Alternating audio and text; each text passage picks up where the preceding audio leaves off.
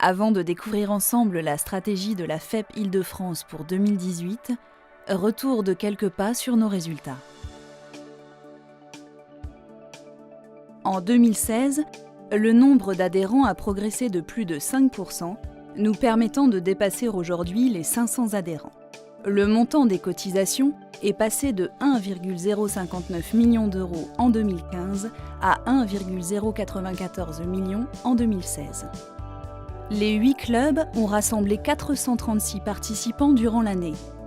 Nous avons traité 2248 appels juridiques, principalement sur les questions sociales. 120 participants étaient présents au meeting 2017 et 200 à l'Assemblée générale organisée au Musée des Arts Forains.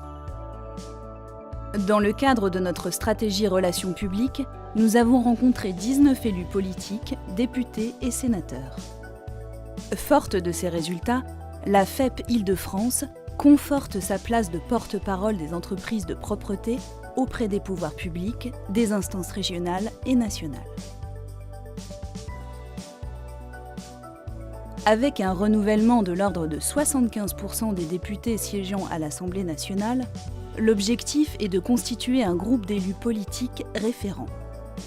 Pour y parvenir, le comité relations publiques sera renforcé et ses représentants dûment formés. Défendre les entreprises et le secteur, c'est également améliorer l'exercice des mandats professionnels à travers la mise en place du comité des mandats et le suivi des mandataires. La dernière enquête de satisfaction révèle que 97% des adhérents se déclarent satisfaits des services proposés par la FEP Île-de-France. Aussi, nous développerons de nouveaux services pour soutenir les entreprises dans leur gestion quotidienne et leur développement. Suite à la demande des entreprises, nous étendrons les plages d'accès direct aux services juridiques. Avant le déploiement régional voire national, la plateforme des bons plans sera en test pour 5000 salariés de PME d'Île-de-France. Pour donner un accès immédiat à l'information et à nos services, une application mobile Moi et la FEP Île-de-France sera mise en place. Afin de mieux répondre à la demande de vos clients, le Business Dating rassemblera les entreprises spécialisées et les entreprises généralistes lors du meeting 2018.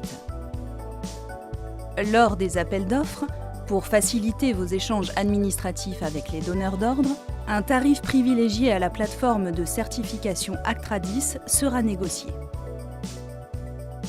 Des ateliers thématiques seront proposés sur de nouveaux sujets tels la loi travail ou la réforme de la formation par exemple. Pour s'adapter à votre niveau de maturité en matière de développement durable, des workshops sur la valorisation et l'innovation seront proposés au sein même de votre entreprise.